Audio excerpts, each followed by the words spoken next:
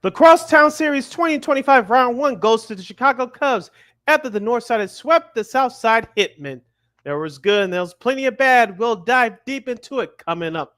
In the world of Major League Baseball, the Subway Series went to the advantage of the Yankees, while the Battle of Florida and the former Battle of the Bay Area was lopsided. We'll get into the good and bad of the rest of the Major League Baseball coming up later in the program. In basketball, we had a Game 7 that was a dud, while we'll preview 2 conference final series coming up.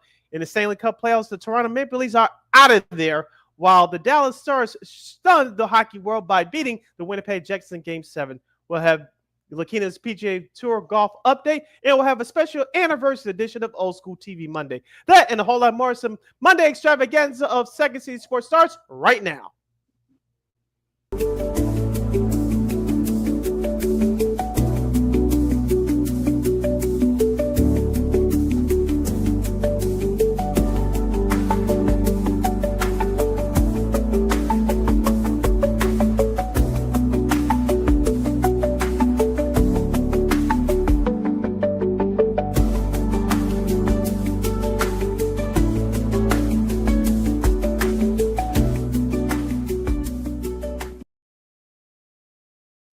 Welcome to this Monday extravaganza edition of Cty Sports. You're locked and loaded, and we're live in the living color right here on Sports Zone Chicago, along with Miss LaKeena McGee, which is she. I am Sidney Brown. You know it's me. You can follow yours truly on the Twitter, X, and the IG at SidKid80. Once again, it's SidKid80. That's SIDKID80. That's SIDKID80. You find LaKeena McGee on the Twitter, X, and IG. Be sure to download the Sports Zone Chicago app wherever you get your apps. Please follow Sports Zone Chicago on all sports social media platforms on Facebook, X, Instagram, and YouTube. Please subscribe to our podcast. We're located at War Media Podcast. That's WARR Media, PODCASTS. Excuse me. We're on all podcast platforms, including the iHeartRadio app. And while you're at it, please give War Media a follow at WARR Media on all social media platforms. And thank you very much in advance for your support. Like, share, subscribe, and tell your friends. We're not unapologetically fun, and we have very definite opinions. If you have any definite opinion during our 2-hour extravaganza we call a Sports Talk Radio Show, you can definitely hit us up at Sports Zone Chicago's Facebook page or at Sports Zone Chicago on YouTube. Type in those questions or comments to the comment section of the kingdom and get the up on the screen for you. But you decide to troll and or do something silly, dumb, or stupid, I'll give LaKeena full powers to give you dumbos to bill and be a boot. Toodles. But before we begin, shout out to the live gang. That's LIVE, Live Entertainment Gang, that's checking us out live in living color right now on our Sports Zone Chicago's Facebook and YouTube pages. And much love to the replay gang that's also checking us out right now on the delay on the replay on Sports Zone Chicago's Facebook and YouTube pages. Don't you ever forget our motto, whether we talk sports, music, or entertainment, minus politics. We will provide. And we provide you with some of the best channels like Cty Sports. Of course, as Sid said, we got conference finals set in both the NBA and Stanley Cup playoffs. We'll talk about that. Scottie Scheffler had to hang on, but was able to pull away from the field at the PGA Championship down in Quail Hollow. Journalism came back and won over at the Preakness. The Sky got into a little bit of hot water and other stuff, too, that happened during the opening of the WNBA season. Also, of course, we got a little bit of sports media news, and we also have, of course, a special edition of Old School TV Monday. But first, Sid, Cubs and Sox, of course, you got the Crosstown Series. Round 1 went to the Cubs. They swept the White Sox for the first time since 2008 at Wrigley, and it was kind of a who's who, if you will.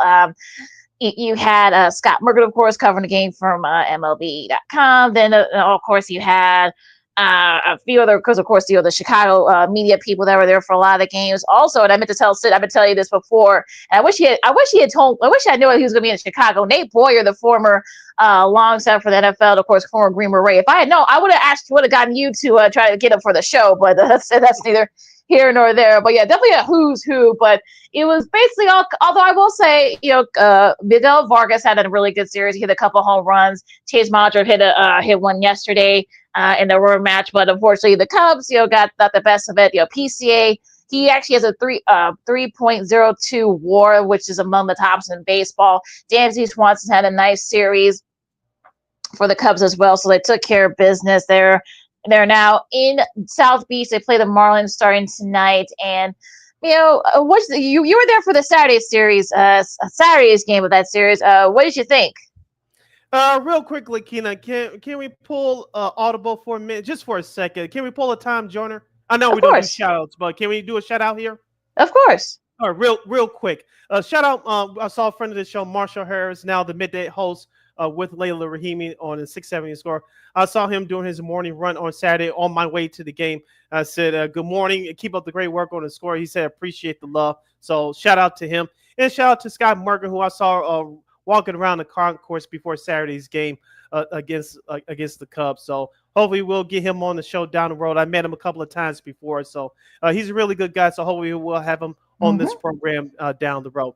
Now to the games that took place at the friendly confines. Of course, last Friday's game. Shout out Maddie Spagnola too, of Sox at 35th, also a friend of the show. She was sitting next to Ballesteros, the rookie that was called up last week. He got his first RBI, his first hit in last Friday's game. She was spotted on TV sitting next to their family, so a shout out to her as well. But now on to the games. Last Friday, Shane Smith got rocked a little bit. The Cubs scored 13 runs. We were talking about last Friday, LaKeena, because of the weather, the wind was blowing out just about all weekend. And the Cubs took advantage of it last Friday, as I mentioned, scoring 13 runs. They got outstanding pitching throughout the whole weekend. As you mentioned, I was there last Saturday. The Sox had their chances. Chase Meintraub led the game off with a home run. Tim Elko did it again. 2 home runs in a week that he's been called up. So he's doing a nice job. I know don't pay attention to the numbers yet. He's only been here a week, but I think he's going to make a bigger impact in the Sox lineup down the road. And of course, yesterday, LaKeena, Jonathan Kennedy had a good performance. Once he exited the 6th inning, all hell broke loose. And of course, you had the Vargas Brad Keller melee, which I know we'll get into in a moment. But the Sox, half their team showed up, the other half didn't. As I mentioned, with the wind that was kicking in all weekend, he had drop balls. I think Joshua Palacios had one on Saturday. Brooks Baldwin, Hmm. and I think there was another one on last Friday too. And then of course Andrew Vaughn at the top of the sixth. I believe it was the 6th inning or the 7th inning last Saturday. You couldn't run on the right away on a drop third strike. It had to take you 5 seconds to realize that the ball was dropped, and then by the time he ran, he was called out. That was inexcusable. Of course, Will Venable didn't want to cause any controversy. Just said that it was a day off yesterday.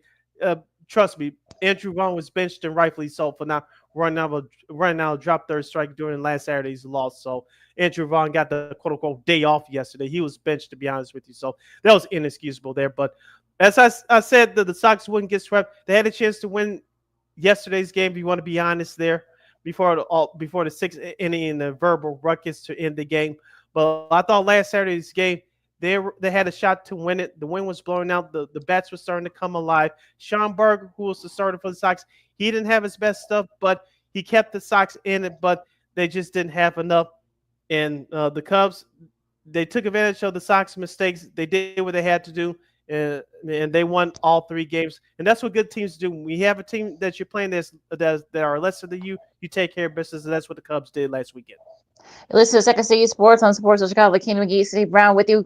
Recapping this weekend's Crosstown Classic now from the Cubs side of things. Like I said, Kate Horton, he had a rough first couple innings, but he settled down.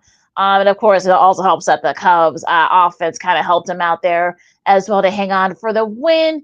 On Saturday, Matthew Boyd had a very solid showing too. So, I think that kind of, pitching wise, I think if you're the Cubs, you'll take that with all the, with being shorthand on the pitching side right now. And Sunday was like, yesterday was kind of more of a slugfest, but again, the Cubs kind of outslugged the White Sox to get the sweep there. So, I think it's sort of a nice mixture, definitely a team sweep, and, they took care of business. Like I said, they got the Marlins starting tonight. So it should be no excuse when they shouldn't win both. You win 2 of those 3 games in that series. But yeah, you took care of business if you're the Cubs, and you'll take that. You're still leading the division. You gain a game on St. Louis.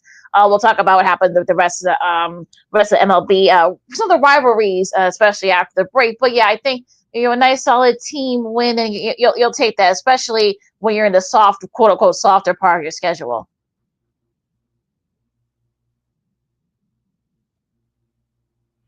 Yeah, yeah, and that's what, as I mentioned a couple of moments ago. Now I want to get into the Brad Keller, Miguel Vargas lately. The only couple of things that came out of that White Sox series was Miguel Vargas. He homered in 2 of the 3 games, and during yesterday's game, I believe in the 8th inning, Brad Keller. Of course, if you're a Sox fan, that name sounds familiar. When Tim Anderson did the bat flip back in 2019, of course, Brad Keller was a member of the Kansas City Royals. Didn't take it lightly, even though Tim Anderson was doing the bat flip in front of his own bench. Brad Keller had a problem with it. Him and Anderson had words, and pleasantries were exchanged, and it stopped right there.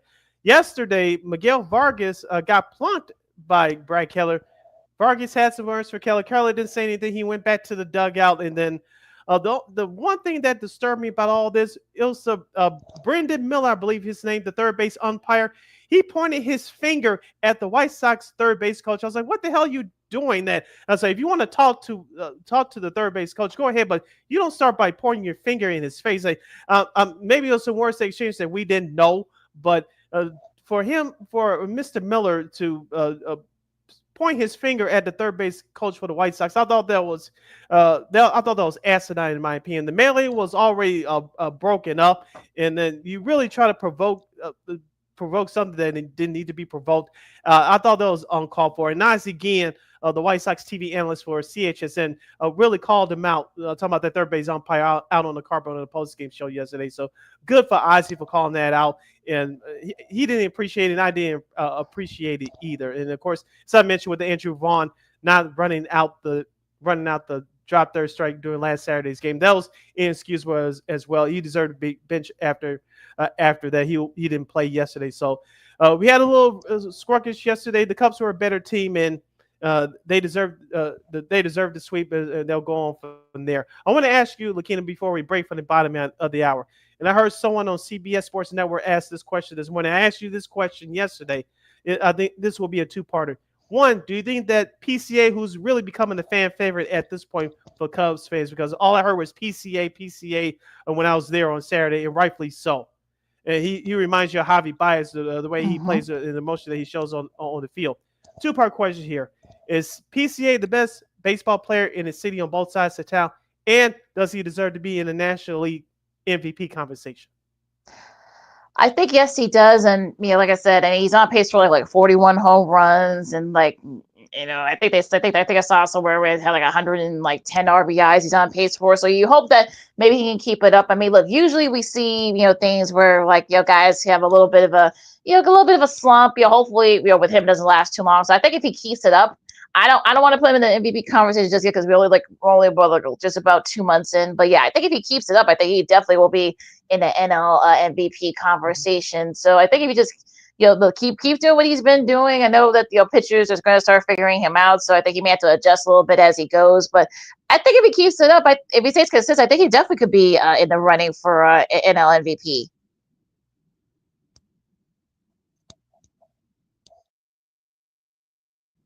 Okay, and I agree with you on those same sentiments as well.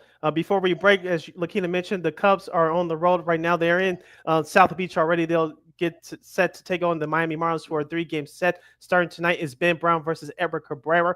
Tomorrow's pitching matchup, Jameson Taillon versus Ryan Weathers. And for Wednesday's contest in the afternoon, rookie Cade Horton will face off against Max Meyer. Now, the White Sox will start their 3-game series against LaKeena's Seattle Mariners tonight. Your pitching matchup for tonight is Luis Castillo versus the Dart Man, Davis Martin. Tomorrow, weather permitting, looks like they may get this game in. It's undecided for the Mariners versus Bryce Wilson for the White Sox. And, of course, the getaway date on Wednesday afternoon, weather permitting, is Logan Evans versus Shane Smith. So those are your pitching matchups for both of our Chicago teams as they set to resume their series against the Marlins and the Seattle Mariners starting tonight.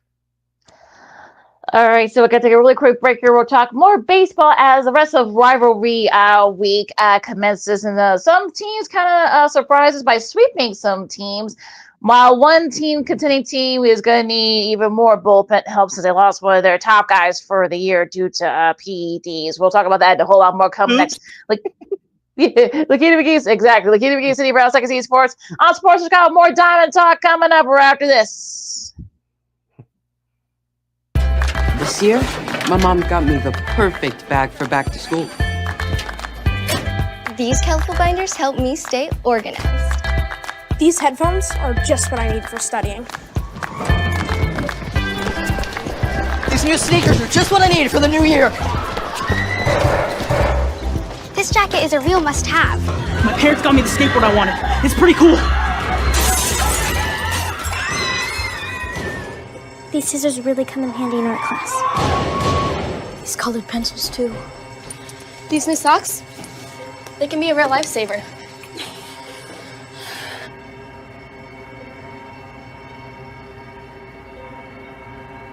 I finally got my own phone to stay in touch with my mom.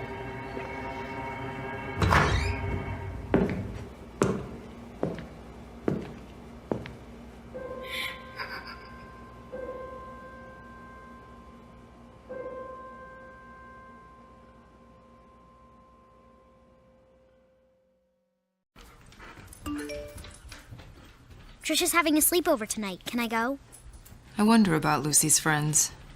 What should I say?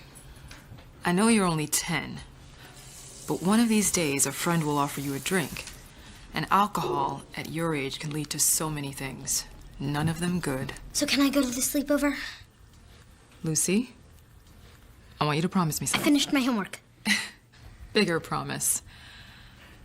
If there's any drinking, I want you to say, "No thanks, not my thing." Mom. I promise you. Your real friends won't care. Deal? Sure. Really? I promise, Mom. They really do hear you. Did you pack your toothbrush? For tips on how to start the talk, visit underagedrinking.samhsa.gov, a public service message from the Substance Abuse and Mental Health Services Administration.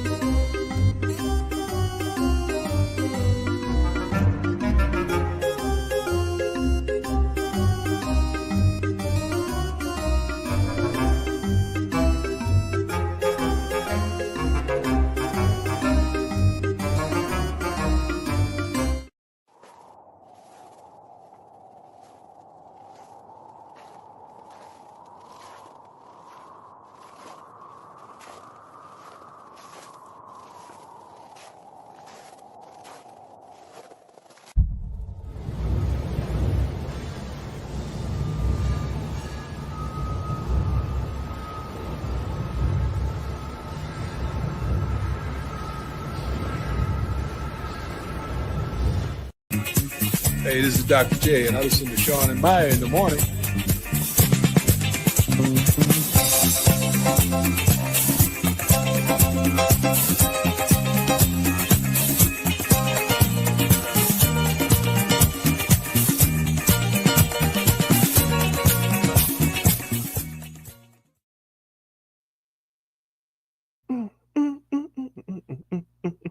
Welcome back to Cty Sports, the Monday Extravaganza edition. You're locked and loaded in real live in the living color right here on Sports Zone Chicago. I'm Sid. That's LaKeena. You can follow yours truly on the Twitter, X, in the IG at SidKid80.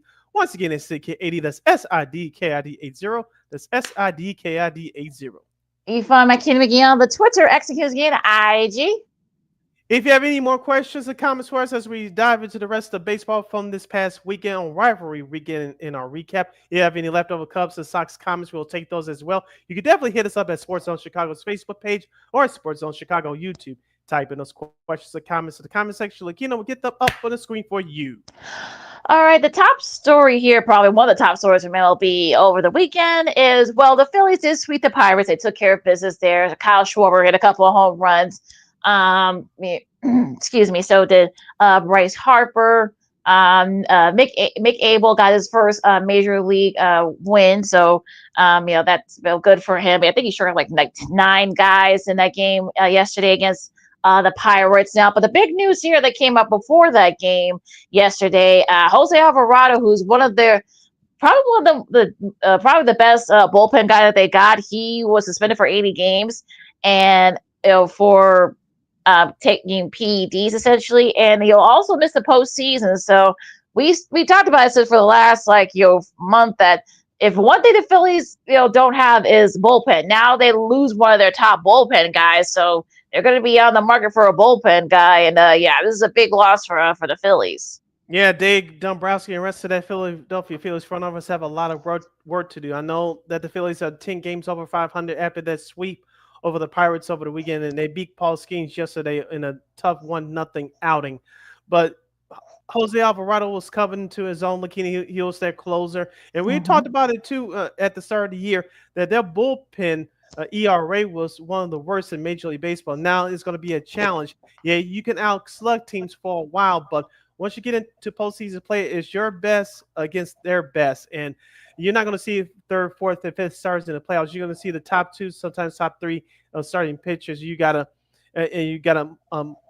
muster out some runs, and you gotta have a shutdown bullpen. And that's something that Philadelphia doesn't have right now. They're gonna have to look at teams like maybe Cleveland. I know they're doing well right now, but teams like Tampa or maybe even I doubt if he's going to be in the market right now since they're floating around 500 and they're under now. But maybe they tried to go get Mason Miller from the Athletics. I don't know.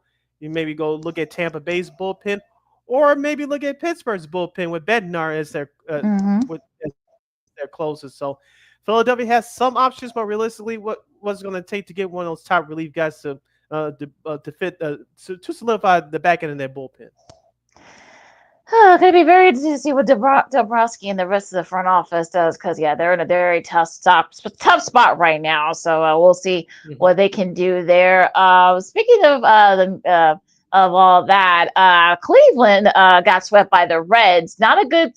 They were outslugged in Friday's game. Just and such. Yeah, it wasn't a good showing for them. And they were 4-1. They lost on Saturday, and a couple of you probably could say that the Guardians could have won a couple of those games, but just not a good weekend for the Guardians. As I said before, and I'll say it again, new manager Terry Francona for the Cincinnati Reds has proven to be the goods for that ball club. Now they're around 500, and hopefully they'll start taking off soon. I know they play the Cubs next weekend here in Chicago to end the month of May, so that's going to be a big series for them. But shout out to Will Benson. Ever since he's been recalled up from AAA, in 8 games he has 5 home runs and 11 RBIs and batting .440. So he's been one of the surprising young players for that Cincinnati offense. We talked about Ellie De La Cruz. He's one of the most young, exciting players of the game. So with Will Benson, who actually homered yesterday, he's been very impressive ever since being recalled up from AAA about a couple weeks ago now. Yeah, let's see if hopefully you can help the Reds kind of turn around a little bit there in NL Central. Now, I know Dodgers fans are already, having fits because they got swept by the Angels. But again, I mean, it's sort of like it's kind of one of those days where look, these things happen, and they do play each other next month, over there in just outside Los Angeles and Anaheim. So maybe they can, Dodgers get a little bit of get back there. But yeah, I mean, look, the Angels needed that series more than the Dodgers did. But with all the injuries right now for the Dodgers, it's kind of showing there. I know on Saturday they got out, outslugged. It was like 11-9 or something like that. So that was unfortunately the Angels outlasted them there. But but a nice showing by Ron Washington and his guys. Yeah, like I said, the Angels wanted it more than the Dodgers did, and as you mentioned, I know Clayton Kershaw made his return in that series, but the Angels pounced in on the Dodgers' mistakes. As you mentioned, they outslugged them in two of the three games. And if you're a Dodgers fan, obviously you're not happy about what the results that you're seeing right now. I know people wanted them to go 162-0, which obviously that wasn't going to happen. You want them to win 120 games. I don't think that's happening either. Just be healthy enough. Come October, you're gonna put yourself in prime position to hopefully extend your season with another hopefully potential long playoff run, because that's what the season's about for the Dodgers. Yeah, I think this is a good thing for the Dodgers. I feel like, maybe the fact that they have to slug it out, like I said, they have injuries right now. Hopefully those guys will start coming back soon, and maybe they can kind of kick things into gear. But, the good thing for them was that the Padres, like I said, much to our buddy Herb Lawrence's chagrin, got swept by the Mariners. Julio Rodriguez had a good series for Seattle there. Cal Raleigh has been, you probably say he could be up there for the AL MVP discussion. But yeah, Mm-hmm. so not a good showing for the Padres against the Mariners here. Yeah, they couldn't take advantage of LA losing their series to Anaheim, but it's a long year, and then San Diego is a very good ball club. We talked about Fernando Tatis Jr. being one of the young, bright faces in the game. You have Manny Machado, you have our guy Dylan Cease leading that starting staff of the Padres. So I think Mike Schilt, their manager, his guys, they'll be fine. And like you said, Seattle played like that series meant more to them than the Padres. Don't forget about Randy Arozarena. He hit a home run yesterday. And how about Riley Telez? He moves slower than I do, but he had a couple big hits in that series too. So Seattle is picking it up here, and they lead the AL West by 2.5 games over everybody else. Yeah, we'll see how they do against the White Sox starting tonight. That should be a interesting series that usually is between those two squads. Now, now speaking of Minnesota, of course, their 13-game winning streak was snapped by Milwaukee. Milwaukee did win that series to avoid the sweep, but Minnesota, like we've been saying, I mean, Minnesota's been really good lately, and they're like what four. They're like about 4.5, 5 back in the AL Central. So Minnesota, with the exception of that game yesterday, they still look really good. Yeah, it's mostly been about this. I hear echo. Oh, okay. Let me see it again. Testing. Go ahead. Yeah, testing. No, I would say testing. Okay. Yeah. Okay. Now with the Minnesota Twins, just like they did yesterday, it's all been about their starting pitching over the last couple of weeks in the timely hitting, and I still have my doubts about the Twins. I know they're Milwaukee Brewers team. They're not at their best right now. They were dealing with injuries too, but Rockabout Deli has his guys playing well right now, and we'll see how they stack up. As I told you last week on the show. We'll see when they play against Detroit and Cleveland and the rest of those guys in Kansas City in the AL Central. I know they'll be on the road, I believe. They'll host Cleveland starting tonight. They host Cleveland, so this is a big 3-game series for the Twins. So in Cleveland, they're coming in with that bad taste in their mouth as well, being swept on the road at Cincinnati. So this is a get-right series of both these teams. I think this would be a series more important for Minnesota because even though their win streak stopped yesterday, they really have been playing good ball for the last couple of weeks.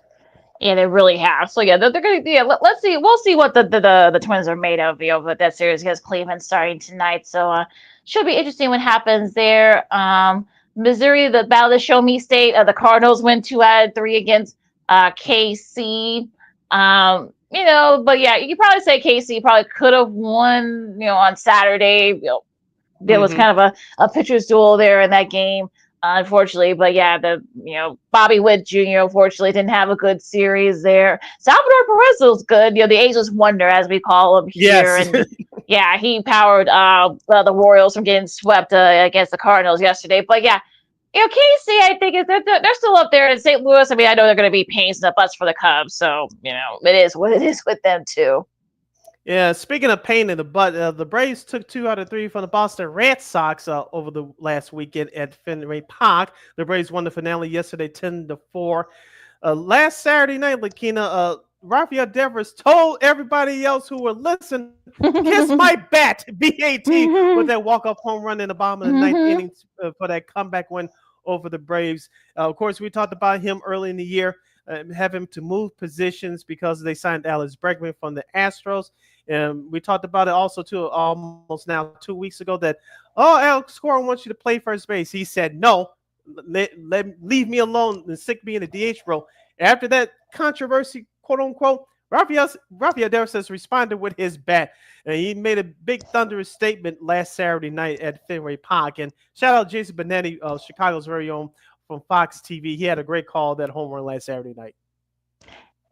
First walk-off home run in his career, which is kind of crazy if you think about it. But yeah. I think that was nice, kind of like a little statement, basically saying "kiss my foot" and saying this. He said it in a nice way though too, so which is a little crazy. Yeah, he said it in such a nice way that he basically told everybody to go pound. Go Pound said, now, unfortunately, they did lose a series to Detroit, but not that. But Atlanta ended up winning that series because they won them yesterday at 10-4. Their bats. Atlanta, they're starting to kind of get it going a little bit. They're still kind of right there, behind the Phillies and the Mets. We'll get to the Mets in a bit here, but yeah, very interesting series there with Mr. Devers. But I digress. Yeah, speaking of Detroit, they took 2 out of 3 from the Toronto Blue Jays over the weekend. I know that Jose Barrios and Kevin Gausman are the 2 starting pitchers that at least that starting staff for Toronto, but Toronto's offense took a bad sick this weekend. I told you about the Detroit Tigers. I like their bullpen. I like this the head of their starting rotation with the Tariq Schoolbolt and Jack Flaherty, who they got back from the he won the World Series with the Dodgers last year. Riley Green and Spencer Torkelson. They've been hitting the ball very well over these last couple of weeks. They actually added a home run totals to their numbers too. So Detroit, I think they're for real, folks. I told you they're going to win the AL Central. Now, do I have them making a deep run in the playoffs? Not yet, because Right. there's a long way to go. But as I said at the start of the season, what I saw over the weekend, nothing has changed in my mind that you're looking at the AL Central Division champions for 2025. Yeah, Detroit's been really good, and Javi Baez has been very comfortable playing out there in the outfield. So you might see, in center too. Yeah. Yeah, AJ Hinch might keep him out there, so because they're a little short-handed at the moment. But yeah, I mean Detroit, they looked really good against Toronto. I think Toronto, they'll still be up there in the AL East and such. So yeah, I'm not too worried about the Blue Jays right now. But yeah, Detroit really kind of sent the message there. And the schedule's a little bit tougher for Detroit too these next few weeks. So we'll see if they can kind of take control of that AL Central there now. The Battle of Texas was it was kind of interesting because there's no love lost. Well, they're both also division rivals too, not just state rivals. So they they'll be seeing each other a lot, in this season. But yeah, I mean, Houston has had some injuries. They're starting to kind of get it going. We saw them against the White Sox. It just wasn't.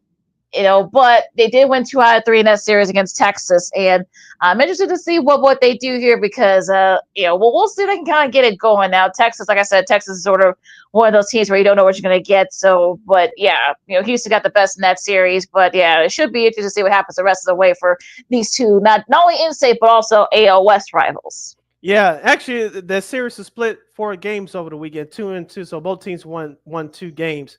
Number one, Texas looks like their offense is starting to get back on track. That's what I like about that Texas ball club. On the flip side for Houston, best well wishes to Hayden Wesneski, who they picked up in a trade from the Cubs in the offseason. He will have Tommy John surgery, so he's going to miss the rest of this year, perhaps part of next year too. And of course, these two teams used to be interleague rivals back in the day until several years ago when Houston decided to join the National League.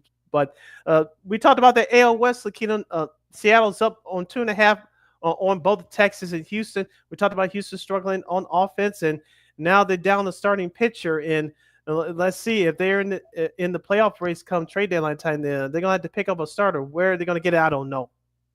Yeah, that's gonna be the number one thing here now. The Battle of the Bay Area. Well, not technically at the Bay Area because the A's playing in Sacramento, but the Giants did beat the A's. They sweep the A's, so looks like they might be getting back on track. But we'll see. I know they've had a rough last couple of weeks, so I guess playing the A's is what they needed. So we'll see if they can keep it going there as well. Now, the Battle of New York, the Yankees got the best of the Mets in that series, 2 out of 3. Cody Bellinger had a grand slam and 6 RBIs in that Sunday nighter last night. I actually watched that game after the Florida Toronto game was. We'll get to that after the break, but yeah, I mean, the Yankees are kind of soldiering along here. They got the best of the Mets in this series in the Bronx. Yeah, we're talking about Cubs, Sox being exciting here in Chicago. Both fans for both teams get up for those series. Both New York fans, franchise 3-2-1. Both Mets and Yankees fans both get up for that series, and rightfully so. And I know this is the Juan Soto revenge series, and I don't know if you caught any other highlights. I actually watched the entire game from last Friday. There was a small video tribute to Juan Soto from the Yankees. I didn't think they were going to do that, but once he took the field to go out in right field at the bottom of the first inning, all the fans in right field, the Yankee fans, started turning their backs. I thought that was kind of funny, and they got a big reaction from the sellout crowd there in New Yankee Stadium. But as far as yesterday's game was concerned, the Mets booted the ball just like the White Sox did all weekend at Wrigley. The Mets had a couple of big errors yesterday, including one by Pete Alonso. I thought his throw was very unnecessary. You mentioned the Yankees took advantage of those Mets mistakes, and Cody Bellinger made them pay. But the long game that the Mets did win, they had solid pitching. Edwin Diaz, it looks like he looks like he's going to be their closer again for the New York Mets this year. So they battled it out last Saturday for the long win of that series. But the Yankees, they keep trugging along here, and it's hopefully not too far along in the future that they'll get Giancarlo Stanley back. The way that the Yankees been playing, LaKeena, you forgot that Giancarlo Stanley was injured. Yeah, I know, right? I mean, they've actually been playing. They've actually been hitting the ball very well. So yeah, I think you didn't notice that. People forgot that he was hurt. So I think he hasn't played in some weeks. So but yeah, he should be back soon. So we'll see if he can kind of beef up the hitting there. So yeah, but the Yankees, like you said, soldiering along here. So we'll see what happens now. Before we get into scheduling, Baltimore fired Brandon Hyde. What a difference a couple of years makes. A couple of years ago, he had won AL Manager of the Year, and now over the weekend he got the boot. And oddly enough, unfortunately, the Nationals ended up winning that series. They did win. Top of the Orioles, they did win yesterday to keep them from getting swept, but it was sort of one of those things that we talked about it with Baltimore these last few weeks. I mean, I know some people will say that they held on to their prospects too long, but I just think that the hitting, the pitching kind of came back to bite them. And look, they didn't get the pitching that they need, especially during the playoffs. So now we're seeing it. Now they're in last place in the AL East. Yeah, the Nationals, I'm not saying they're going to make a playoff run, but they're sneaky good in terms of their young talent. I know some people may look at Davey Martinez, who's the manager there, former White Sox, and I believe he played for the Cubs too. Excuse me, back in the day. He has those young guys playing well. C.J. Abrams and crew, Josh Bell, the veteran left-handed power hitter. He hit another home run yesterday. So the Nationals, the Nationals, even though they're 6 games below 500, they're a sneaky team. I wouldn't look past them if you have them on your schedule, but I'll ask you this one question regarding Baltimore, LaKeena. What if I told you, sound like ESPN 30 for 30, right? What if I told you that at May 19th, 2025, Baltimore and the White Sox would have identical records? What would you have said? What would you have said if I told you before the season started that Baltimore and the Chicago White Sox would have the same record? I would have told you to call a psychiatrist or something like that. I think you've got a little cuckoo there, but here we are. So but yeah, what a difference a year makes. So go figure. Yeah. And didn't we cover all the series? The Battle of Florida, Miami took 2 out of 3 from Tampa. We mentioned about the Brewers prevented being swept yesterday. We talked about the Giants. The Diamondbacks took 2 or 3 from the Rockies. The Rockies won the lone game on Saturday, 14-12. Go figure. Yep, because we talked about the Mets and Yankees. So, all right, so let's get to the schedule for this upcoming week. Cubs, of course, the Cubs, they're down at South Beach as we speak. They play the Marlins starting tonight. You got Cincy and Pittsburgh. The first game of that series will be on FS1, a special Monday game of the week. This should be a good one. The Mets and the Red Sox from Fenway Park. Houston the battle and Tampa. of the 86 World Series. Yep. Well, yeah. Well, I don't think anybody will be rolling through anybody's legs. At least I hope. Let's hope not. But Houston and Tampa Bay, Baltimore and Milwaukee, Cleveland and Minnesota. That should be a good one in the AL Central. And also, of course, as we talked about earlier, the White Sox host the Mariners as they kick off a 3-gamer down there at G-Rates. And the rest of the schedule for tonight, Detroit will visit St. Louis. The rematch of the 06 World Series. Philadelphia visit Colorado. Kansas City at San Francisco. The rematch of the 2014 World Series. Los Angeles Angels of Anaheim at Sacramento to take on the Oaklandmento A's, as the Giants broadcasting called them yesterday. In Arizona will start a big 3-game series against the Los Angeles Dodgers. The rest of the series, though, that will start tomorrow, we will have the Atlanta Braves at the Washington Nationals, and we'll have San Diego at Toronto. And we'll say any other series that will start tomorrow. But I think you got them all. Yeah, we got them all. So Yep. those are the series that will be starting later tomorrow for this week. Your national TV schedule looks like this. Tomorrow, Tuesday on TBS, we'll have the Mets visiting the Red Sox from Fenway Park. Wednesday on MLB Network, most of you will get the finale of the New York-Boston series from Fenway Park. And on Prime Video, Amazon Prime Video, on Wednesday at 6:05 p.m., this is a New York Yankees telecast. It's the New York Yankees hosting the Texas Rangers. And that's your schedule for this weekend in Major League Baseball. Hour number 1 comes to a close. Hour number 2, curtains will open. Follow these messages. We had to review yesterday's Game 7 of the NBA playoffs between the Denver Nuggets and the Oklahoma City Thunder. Yeah, that's one word I used from yesterday. Yeah. And we'll preview both conference final series with the Knicks and the Pacers and the Thunder, Lightning, and the Thunder. Shout out Imagine Dragons as they'll play against the Minnesota Timberwolves. And we'll review yesterday's Game 7 between Florida and Toronto from the NHL Stanley Cup playoffs. We have some sports media news. And time permitting, we'll have a special anniversary edition of Old School TV Monday. That and a whole lot more. You stick and stay right here on the Monday extravaganza of Second City Sports, only on Sports Zone Chicago. No, I don't know though. I'm scared. I mean, you're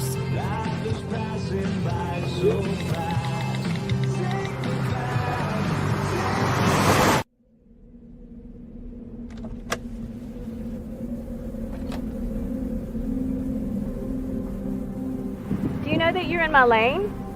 No, not at all.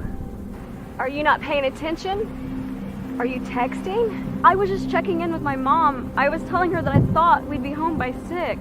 It's okay. There's enough time. Just pay attention. I'm not even halfway through my text. There's no way. I'm not even going to look up. My babies are in the car. You have to pay attention. It's just supposed to be a quick text. I'm so sorry.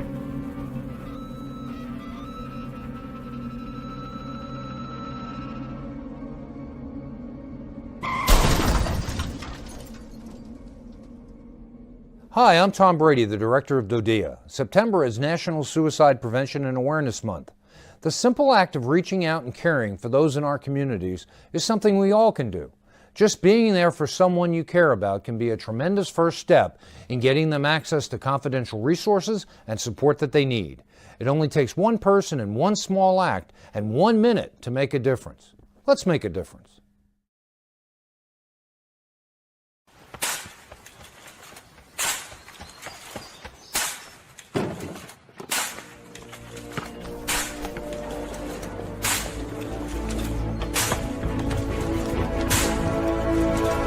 Move it! Yes, sir!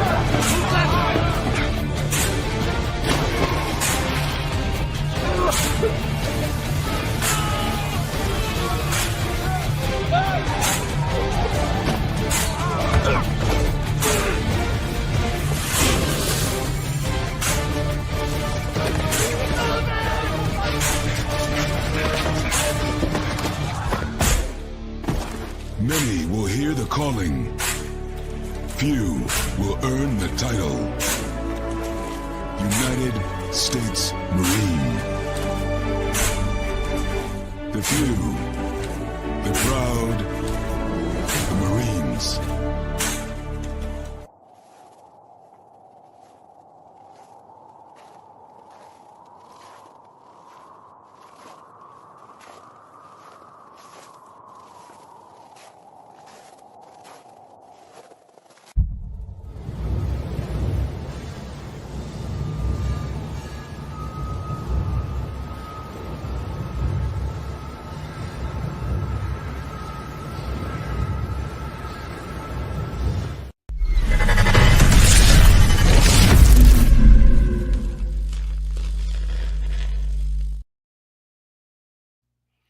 Welcome back to hour number 2 of Second City Sports of the Monday Extravaganza edition. You're locked and loaded, and we're live in living color right here on Sports Zone Chicago.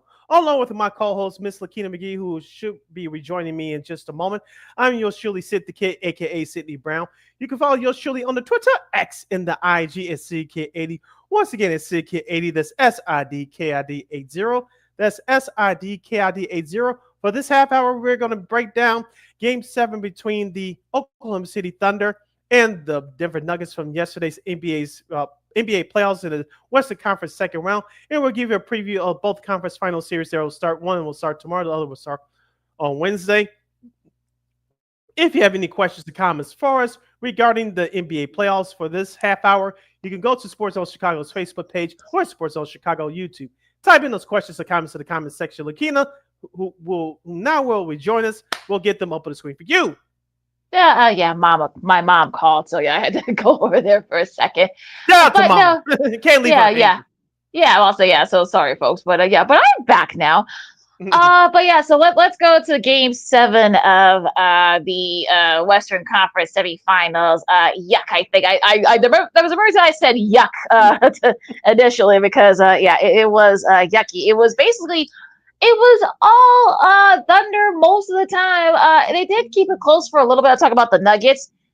Unfortunately, after the second quarter, I would say midway through the second quarter, give or take, it was all Thunder after that. And but yeah, just it's not a good showing there. Yeah, I could say Aaron Gordon. The news came out right before the game that he was, playing with a hamstring injury. So, yeah, you could definitely say that definitely played a part in that. But, Jamal Murray, where were you? He didn't unfortunately show up when it mattered. I mean, Jokic did his thing, but unfortunately it wasn't enough. He needed help. Now, on the flip side, though, for the Thunder, now, you give the Thunder credit. Now, we were talking about Jalen Williams for the Thunder, and unfortunately, in Game 6, he didn't show up, but he did yesterday. And like I said, Sid and I, we talked about it before we came on, and unfortunately, for the Nuggets, it just wasn't enough. They weren't able to get there. We'll get to Jokic's comments in a second here, but. Shea Gilgeous-Alexander, 125-93 win over the Nuggets. Shea Gilgeous-Alexander, of course, their new MVP for the NBA regular season, had 38 points. Jalen Williams had 25. He kicked in with that. Hit some big threes there as well. Alex Caruso, of course, got from that trade from Chicago. He had a couple of big showings there. So yeah, everybody from the Thunder played their best when it counted. So yeah, you definitely got to commend them for that. Yeah, the Oklahoma City Thunder, they trailed early 21-10, but after that, I think the run that they closed that gap within 5 at the end of the first quarter, I thought that was the difference in the game. Of course, Denver starting to get in foul trouble, and you can see Jokic's frustration on his face.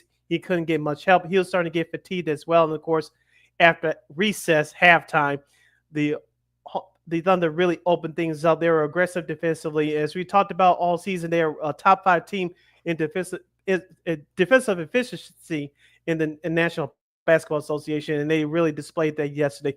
Just a couple of statistics to point out from yesterday's game, even though the majority of the game was a blowout.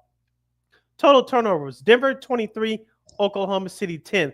Fast break points, which Oklahoma City did not get much of in Game 6. Game 7, OKC 27, Denver 14. Big difference in that game as well. 11 points for Caruso off the bench. He also, like I said, made some big steals there for the Thunder. It was basically, like I said, it was basically all Thunder after midway through the second quarter. So, it was basically kind of a laugher after that. And this is their first trip to the Western Conference Finals since 2016. So it's been a minute since the Thunder squad made it to the conference finals. Now, incidentally, all four teams that are left in the NBA Final Four, with the exception of the Knicks, they won their last title was all the way back in 1973. Now, if you want to count, of course, the OKC came from Seattle. You want to count that Seattle championship from 1979, fine.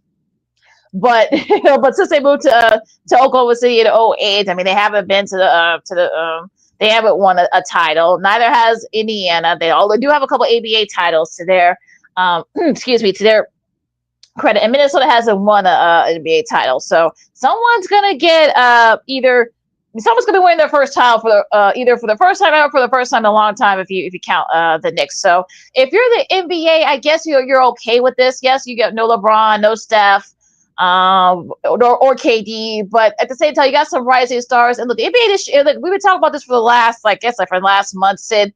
The NBA needs to do a better job of promoting their rising stars. You got some. Of course, you got Jalen Brunson, SGA, Anthony Edwards, of course. So you got stars on all four of these Final Four teams. Of course, Halliburton, of course, has a gold medal from the Olympics last summer, so he's been a rising star. So yeah, I think all four we kind of make a case for winning the NBA title. I want to ask you a question about the Denver Nuggets. I heard and read some things on social media for the last 24 hours. I think that Rick Adelman's son, Dave Adelman, unless a surprise candidate drops from the sky, I think he's going to be there. He's going to be their new head coach. But I want to ask you, in your opinion, what does Denver need the most for next year? Because you look at their bench, they really didn't have much there outside of Russell Westbrook and DeAndre Jordan, who barely got any spot play because he's older now. But looking at that core with Jokic, you still had Eric Gordon, even though he was hampered by that hamstring injury. I thought he was the only other player that showed up consistently in that series, and Christian Brown as well until yesterday. But looking at that core, I think that isn't it inevitable in your mind? I think it is in my mind, but I want to ask you, in your mind, is it inevitable or imperative that Nuggets management, which will be a new staff with Calvin Booth getting the boot before the end of the regular season, do you think it's imperative that they have to trade Michael Porter Jr. this summer? And who would you get? Well, look, you're not going to get a lot from him, so. I know, I don't think a lot of people are going to be wanting to, going to be, clamoring to get him. So you better try to sweeten the deal a little bit. Maybe, I don't know, they'll have a lot of draft capital. Talk about the Nuggets. So you really can't, I don't know what you can do to try to maybe, entice teams to want to trade for Michael Porter Jr. So that might be an issue for them down the line. So they may have to draft, see if get some, trade, maybe try to trade up in the draft, probably maybe get someone of value.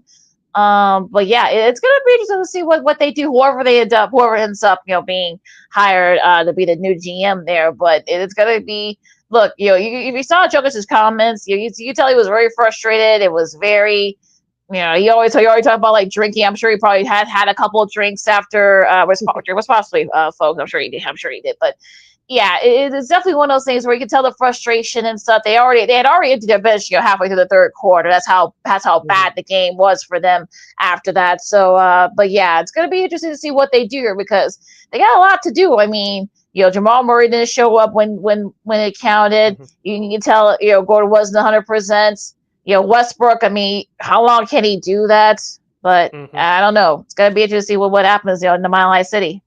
Yeah, and we talked about this for the last year or so after their finals win over Miami a couple years ago. They lose KCP, Kentavious Caldwell, both of those you scored at home. I know he didn't have the greatest of seasons with Orlando, but you tell his presence was missed. Bruce Brown, who they had to let go after following their championship year, his missing presence was felt as well. I think for Denver, I heard someone say this earlier this morning. They need a defensive specialist, a defensive presence to guard the wing and to guard the perimeter. That's something that Denver doesn't have. If you can get that in a potential trade with Michael Porter Jr., that will go a long way for this Denver Nuggets team. I know at least two teams that could use Michael Porter Jr.'s services. You could say three, but realistically two, maybe realistically one after I name the second team. The Houston Rockets could use Michael Porter Jr. The Bulls could use him, but with this current management with the Bulls, I don't see them doing anything to get a quality player like Michael Porter Jr. This Bulls team needs shooters, but I don't think they'll have enough to get Michael Porter Jr. So realistically, I think the Bulls are out. Do they need him? Yes. Do they have enough capital to get him? Probably not. Who's the third team that you're thinking? I would say the Lakers, but they really don't have any cap space either. No, they don't. So I know they have Austin Reeves and maybe Rui Hachimura. Those are the only two assets. on the current roster, but outside of that, they really had nothing else to trade to put in the deal to get Michael Porter Jr. No, I don't think they really have anything. Like I said, they don't have draft capital. They don't have, cap space. So, yeah, Houston's probably is the only one because they got youth and they've got. But then again, they may try to trade for Giannis. So it's gonna be interesting to see what Houston does during the offseason because they really need that veteran presence and Porter Jr. does provide that. So we'll see. But yeah, it's gonna be interesting. Like I said, it's gonna be interesting. I might to see what happens. Once again, a new front office brass in place to see what they can do and such. I mean, they may have to. I don't know. They might have to trade somebody else in that core, but again, we'll see if they really want to make Jokic happy and perhaps maybe get that defensive specialist that they need. But could be interesting to see what happens up there in Mile High State during the off season.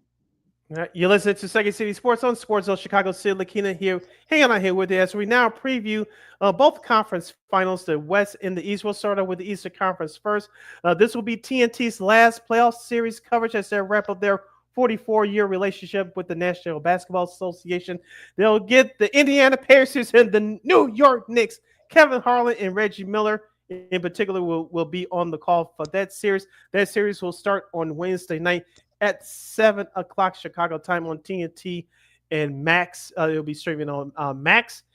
LaKeena, looking at this series here, I know this is a rematch from last year's second round series where the Pacers got the best of the Knicks in 7 games. Of course, the Pacers won the 7th game. And at MSG, Jalen Brunson got hurt in that game. Of course, the Pacers were already up in that game. Jalen Brunson's injury kind of sealed the fate for the New York Knicks. This year, I know the Knicks have revenge on their minds. They took care of the Celtics last Friday night at MSG by blowing them out 119-81.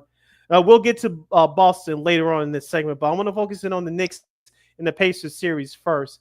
Coming into the series, LaKeena, the Knicks, I know that Coach Tom Thibodeau, I know that bench rotations are short in the playoffs anyway. You usually use 2, sometimes 3 guys. But looking in on the other side for the Pacers, they got the 7, 8 guys that Rick Carlisle could play with.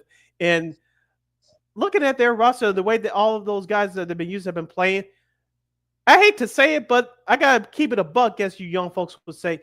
Indiana has the better depth than the New York Knicks right now. I know the Knicks have home court advantage, and rightfully so. But the Pacers got better depth, and it will not surprise me if the Pacers won this series. I know the league wouldn't like it. I know ABC, ESPN wouldn't like it, but too bad. But looking at the tail of the tape here, Indiana shoots the ball very well, especially from three-point range. We know the Knicks can score, but Karl Anthony Towns, on my mind, for the New York Knicks, has to step up and have a better series than he did against Boston.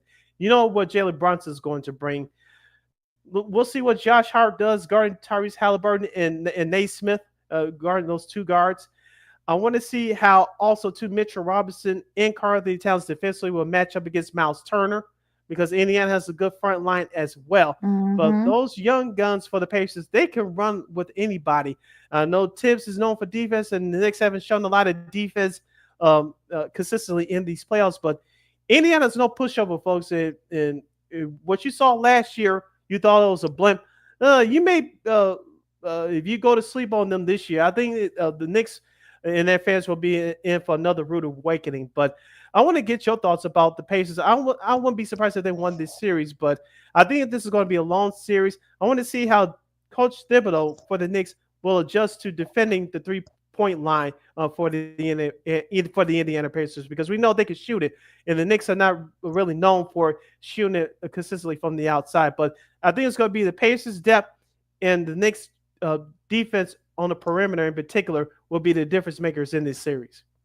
Pascal Siakam has to step up for the Pacers. I think that's just it's keeping 100 there. And like I said, Turner, I think needs to kind of step it up for the Pacers as well. He did in that game clincher in the last series. I believe they split their regular season series. I'm talking about the Pacers and the Knicks. So these 2 teams, know each other very well. So it's going to be interesting to see what what sort of things happening there as well. I mean, look, Cat has to step up for the Knicks to be consistent there as well. OG and Anobi needs to kind of help out both Cat and Brunson to kind of keep that from happening as well. So it's really going to depend on, like I said, but like I said, Indiana has enough to wear you out. So that's really going to be, and that's what happened in the playoffs in general. And this is an Indiana team that can kind of come out of nowhere and such. So I'm going to go ahead and say it. I say I have Pacers in 7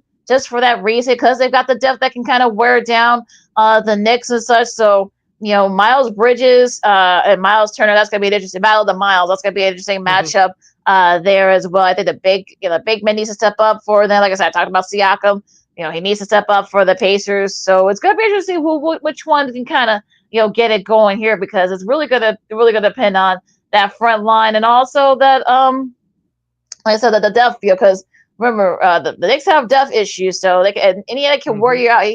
Like you say, Carlo can go 9 or 10 deep if he wants to. So I think that's really going to be the deciding factor in this series. Also, don't forget about T.J. McConnell, the backup point guard. He controls the tempo at the point guard position for the Pacers coming off the bench, and he's sneaky good defensively too. He could be a pest, so watch out for him for the Pacers in this series. I'm with you, LaKeena. On the flip side for the Knicks, they don't have much depth because Tibbs doesn't trust. I know at this time of year, if you haven't seen enough of them during the regular season, they don't impress you enough. You're not going to use them as much outside of injuries during the playoffs. But as we talked about with their series, to talk about the Knicks against the Celtics, who's going to be the third guy? Will it be Josh Hart, who cannot shoot with a lick, but he's a very good offensive rebounder? OG Anunoby, he has to step up too. Will it be McBride coming off the bench? So I think this will be a test to who's going to step up to be that third guy for the Knicks, and who's going to be that unsung hero potentially coming off the bench for the Knicks, because I think Coach Tibbs will be testing how well he uses his bench, because as we say all the time, it's all about matchups and adjustments. Yeah, you can play 7, 8 guys at the most, but Tibbs may have to reach down just a little bit further, barring injury, to get some more production out of his bench. I know you have the Pacers in 7. I'm going to step out and say the Knicks in 7 only because they have the home court, but it's going to be about adjustments from each game. Only because the Knicks have the home court, I'm going with the New York in 7. I'm stepping out a little bit, but I would not be surprised if the Pacers won this series. They're a very good team, folks. I know. Well, they beat an injured Milwaukee team. They caught a break against the Cavs. They don't deserve to be here. Last year was a fluke. Their magic will finally run out. Maybe it will, but until that ball is tipped on Wednesday, I don't believe none of that BS hype that some people may put out there about this Pacers team. This Pacers team is very good, ladies and gentlemen. You can make an argument that this team, the way they're playing right now, they're playing better than what they did at this time last year. Yeah, well, so you probably say they're even better than they were last year. So I think people need to kind of, dismiss me on that one. But like I said, it'll be interesting to see. So it's going to be a long series. Another series in the Western Conference that'll be long, and this series starts tomorrow. This will be on ESPN. Game 1. It will be Minnesota and OKC, and look, I think it's going to be an interesting matchup between Anthony Edwards and Shai Gilgeous-Alexander. But for me, it's really going to be like the sort of like the supporting cast, if you will. I mean, Julius Randle, like I said, he was the only one that wasn't there from last year when they made it all the way to the Western Conference Finals. Of course, they lost to Dallas. Talking about Minnesota. So, he'll get his first taste of Western Conference Finals. You got Naz Reid, McDaniels, those guys got to step up too. They didn't do that during that series last year, but, Dallas was too tough for them and such. And, their bench guys got to be play good as well. There's a lot of experience there, so you got to think that Minnesota, they're not going to be, I don't want to say intimidated by, being in the conference finals, because they were just there last year. So they're not going to be too worried about that. Now, the flip side, for OKC, for a lot of them, this is going to be their first time. And they played a very tough, knockdown, dragged out series against the Nuggets. You got to wonder if the Thunder might be a little tired when they play tomorrow. So even though they are playing at home, so that should help them a little bit. But, SGA, Taylor Williams, Chet Holmgren, all those guys need to kind of step up a little bit, and they may be a little worn out. We'll see, but I think this could be another series that goes 7. I think. Here's the 2 elements I'm watching for in this series: turnovers.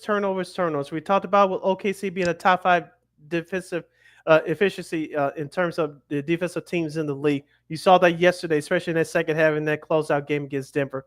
Minnesota's not too bad defensively either, especially within the interior. Don't forget about Rudy Gobert.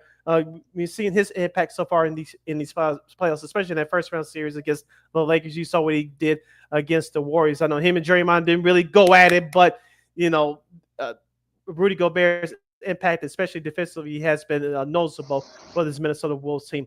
Turnovers is going to be key for me, and also rebounding.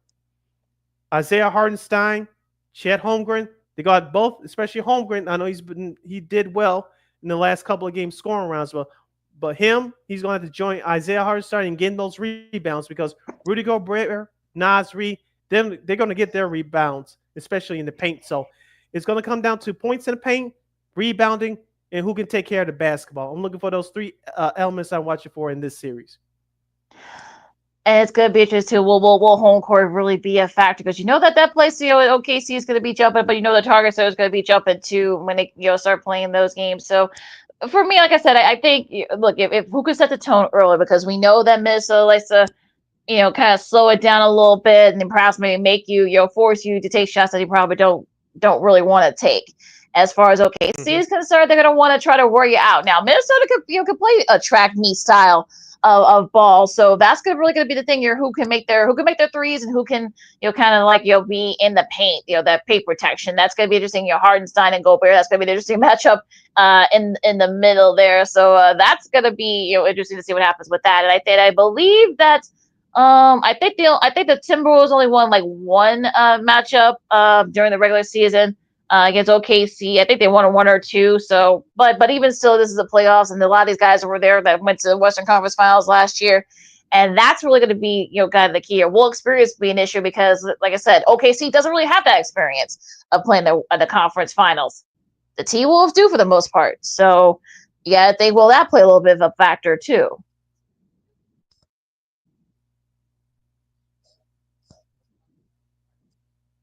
Yeah, you brought up Julius Randle. We talked about him on this show countless times. I know he got injured around the All-Star break, but when he made his return, Minnesota had one of the best records in the league from March 1st on. And we talked about his impact, especially in those last two games, closing out the Los Angeles Lakers. He did the same thing at the end of this Warriors series. I want to see him average about 25 and 12 in this series because this is going to be the toughest front line. I'm talking about Julius Randle has faced in this playoff run for the Timberwolves. So I want to see what Julius Randle can bring. And I agree with you with OKC playing yesterday. I'm sure that they're going to go through a light shoot around tomorrow. I'm sure they're watching film right now, so they're not doing much practicing. But the Timberwolves have a golden opportunity to still win these first two games. They stole two games from the Los Angeles Lakers in the first round. They won both games at the Chase Center against Golden State. Yes, I know Steph Curry was out, but still, they won two games there. And so I think Minnesota will grab a game at Oklahoma City. Now, the question is, can Oklahoma City grab two games on the Timberwolves home court? If they can, I think the series will be over in a hurry. But I'm with you. I think this series is going to be a long series, but I'm going to step out there. I'm picking OKC in 6. Okay, I've got this going 7. I got Minnesota winning in 7. So, that's going to be, like I said, both of these are going to be long series. So, but yeah, who's going to have the edge here? So, it'll be going to be very interesting. Like I said, those games, the first game of that series will be tomorrow on ESPN. So make sure you guys check that out there. Mike Breen, Doris Burke, and Richard Jefferson will have the call there from that game. So, yeah. So we'll see what happens tomorrow night in game 1 of that series. All right. Before we break for the bottom of the hour, I want to ask you a question about the Boston Celtics. I heard someone say this on social media as well. The Boston Celtics, we know Jason Tatum had surgery to repair his Achilles injury. He's probably going to be out all of next year, and their salary cap situation is not the best. You have Drew Holiday with big money, Kristaps Porzingis. You still have Al Horford. And you have Jaylen Brown. I believe he has $300 million with that contract he signed before the start of last year. Can Boston still be good? Yes, but who do you think is going to go this summer? Do you think they'll try to trade Jaylen Brown? I doubt it. Who wants that contract? I think that you could get something for Drew Holiday. And I don't know what you're going to do with Al Horford if he decides to retire or not. I don't know what you're going to really get for Porzingis. He's an older player. But what else can the Boston Celtics do? Because you're going to miss Jason Tatum for the majority, if not all of next season. So what can they do as far as the salary cap standpoint? Get a couple of draft picks, pick up a couple of role players on smaller contracts. They're going to have to do that. But realistically, what really can they do? Yeah, I think that's really going to be the thing here because, like you said, they're not going to be able to. Brian, you're not going to be able to. Good luck. Get somebody to take that contract. I mean, Drew Holiday, you probably could get something for him, but maybe not a lot. And Horford, he might decide. He might just decide to hang it up. So, Porzingis, you're not going to get much for him either. He can't stay on the floor. So it's going to be interesting. But let's see what they do with here because, like I said, Tatum's probably going to be out most, if not all, of next season. So you're going to really, Boston's already going to be in a hole. So we'll see what they do here because this is going to be the thing that kind of, freshen up and see what happens. But yeah, this is going to be one of those things where the brass over at Brad Stevens and the rest of that brass at Boston, they're really are going to have to, figure out what they're going to do because you're not going to have Tatum for all of next season. So, better try to see if you can, maybe get something of value for somebody. You may have to trade one of those guys to do it, though, unfortunately. Yeah, it looks like Drew Holiday may be the person that they may go bye-bye because he's the player that you can probably get, the most for realistically. We mentioned about Porzingis, he could barely stay on the floor, and Jaylen Brown with that contract, you basically stuck with him. Now, if someone can take that contract, good luck. But realistically, as of right now, I don't see that happening. Stranger things have happened, but I don't see that happening there. So Drew Holiday may be moved this summer by the Boston Celtics brass, but we'll keep an eye on that situation and the rest of the playoffs right here on Second City Sports or on Sports Zone Chicago here. Sports Potpourri LaKeena is next. We'll preview the two conference final series in the NHL Stanley Cup playoffs. As we do that, hockey, we have some sports media news. We'll have our PGA Championship wrap up with LaKeena, and time permitting, we'll have a special anniversary edition of Old School TV Monday. I'm Sid. That's LaKeena. You stick and stay right here on Sports Zone Chicago. This year, my mom got me the perfect bag for back to school. These colorful binders help me stay organized. These headphones are just what I need for studying. These new sneakers are just what I need for the new year. This jacket is a real must-have. My parents got me the skateboard I wanted. It's pretty cool. These scissors really come in handy in art class. These colored pencils, too. These new socks, they can be a real lifesaver.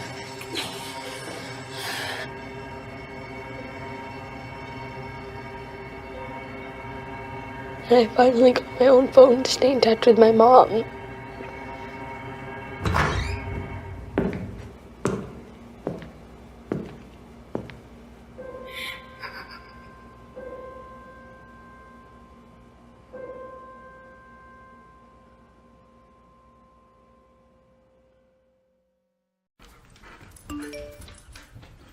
Trisha's having a sleepover tonight. Can I go? I wonder about Lucy's friends. What should I say? I know you're only 10, but one of these days a friend will offer you a drink. And alcohol at your age can lead to so many things. None of them good. So can I go to the sleepover? Lucy, I want you to promise me I something. finished my homework. Bigger promise. If there's any drinking, I want you to say, "No thanks, not my thing." Mom.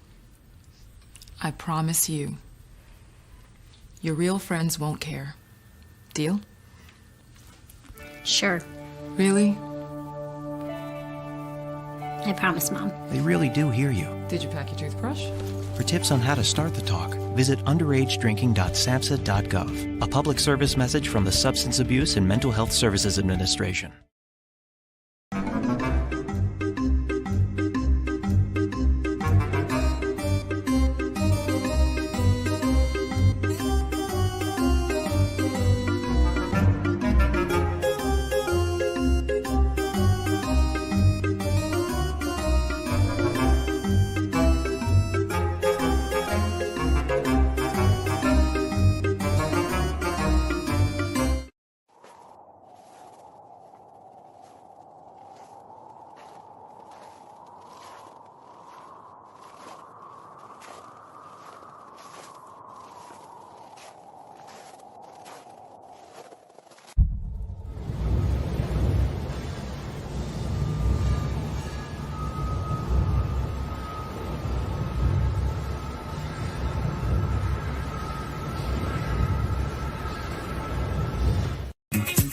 Hey, this is Dr. J, and I listen to Sean and Maya in the morning.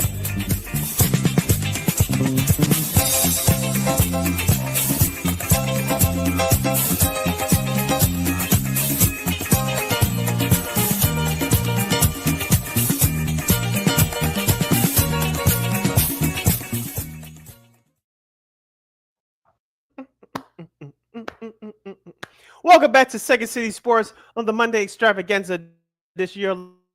Locked and loaded and we're live in living color right here on Sports Zone Chicago.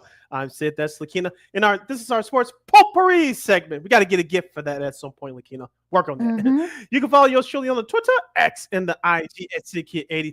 Once again, it's SidKid80. That's SIDKID80. That's SIDKID80.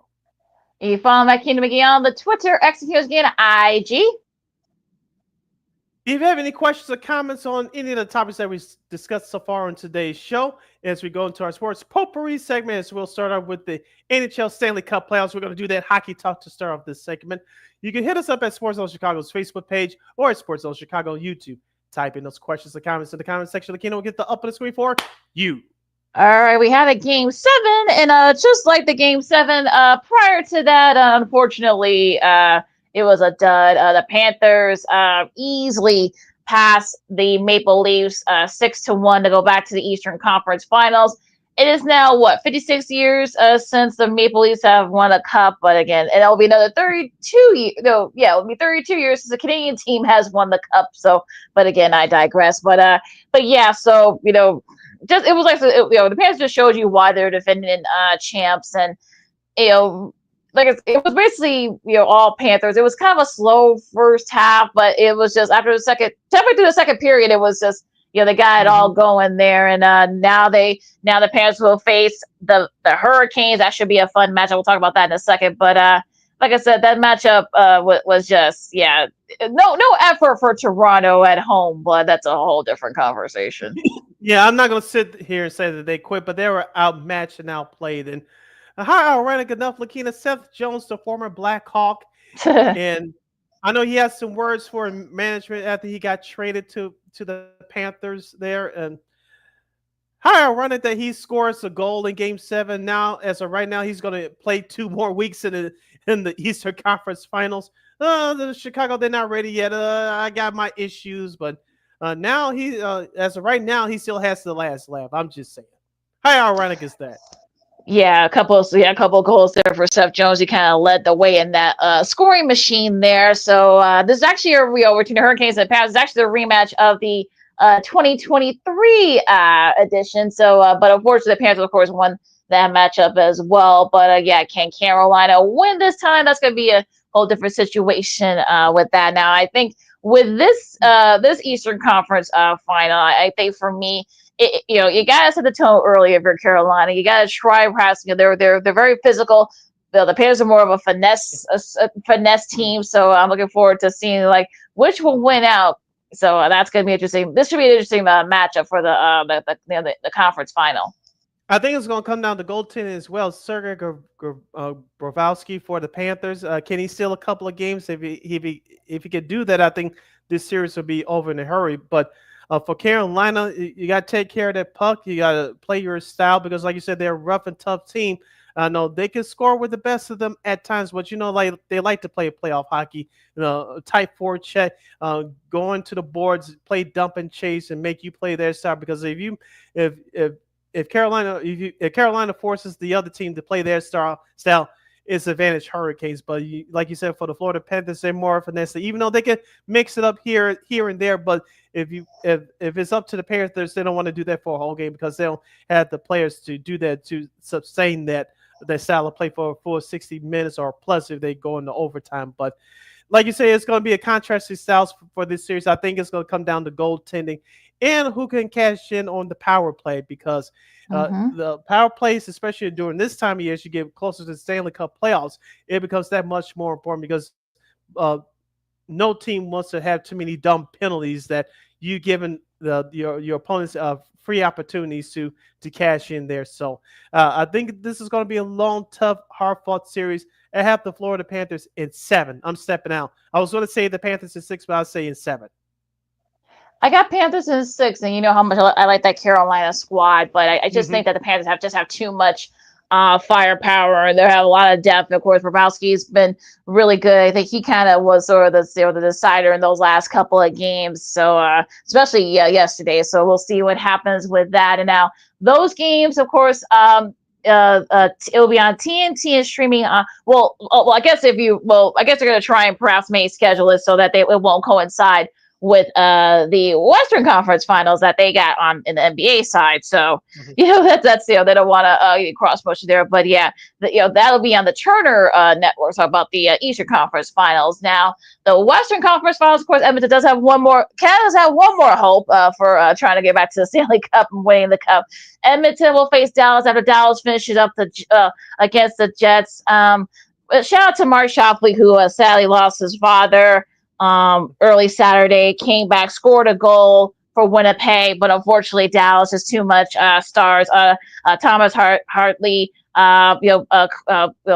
scored the game winner in overtime to seal that win, being the President's Cup champs. And it'll be Edmonton and Dallas again for the Western Conference Final. They can't really stay away from each other, but what do you think about that game on Saturday? So we get to talk about this Western Conference final. It should be a really good one. As long as your team is not involved in the playoff overtime scenario, Stanley Cup playoff hockey, especially in overtime, as long as your team is not involved, is very fun to watch. We may bring that subject up again later. Keep that in mind.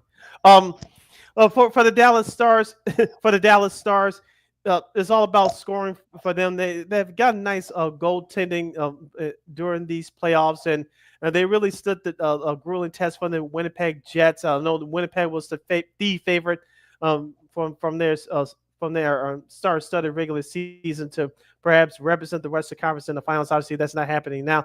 The Dallas Stars do a tremendous job of bouncing back after having bad losses. To give head coach Peter DeBoer credit for that. I know he's one of the best coaches in the NHL right now. He really doesn't get his props. And on the other side for Edmonton, I know they beat the LA Kings again.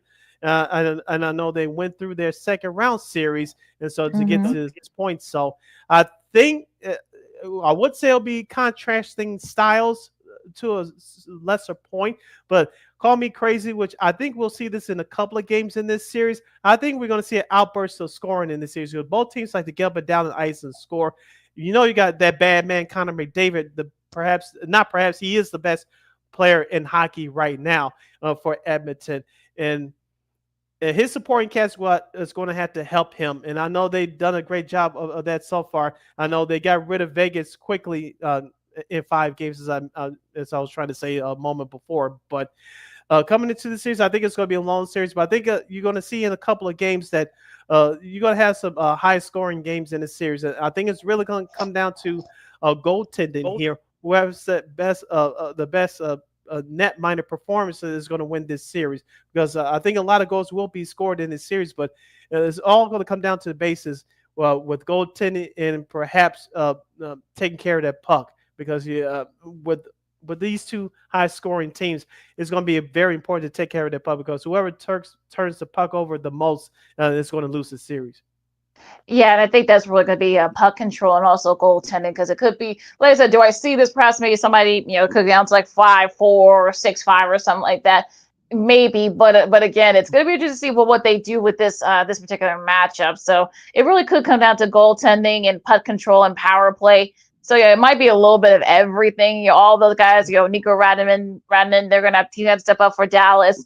Connor McDavid's got to do his thing for Edmonton. So it's really just going to depend on who, which stars step up for both teams. And I think that's really going to be the key in this series, because I think the series is going to be a toss-up. I know Dallas up. Some people say that Dallas upset Winnipeg, but again, you would think that, but again, it's going to be interesting to see what both these teams do and and emotions and stuff. So especially since they're going to be playing each other again. So that's going to be another thing. But yeah, revenge is going to be on the minds of the Oilers. So we'll see what happens in this game. This series, the Western Conference series, will be on ESPN, and they'll be on site in Edmonton once they play those games. Just wanted to throw that out there because if Toronto had won that game against the Panthers last night, who knows if Turner would have been able to go to Toronto. But again, hopefully that ended up not being the case. So, but yeah, they will be going to Edmonton. I'm talking about ESPN. So. Yeah, mentioned these two teams being longtime rivals. It goes back to the 90s and that classic series in 1997. For those of you who don't know about that, go look it up right here on YouTube. They'll tell you all you need to know. But as far as this series is concerned, I have a prediction. Okay.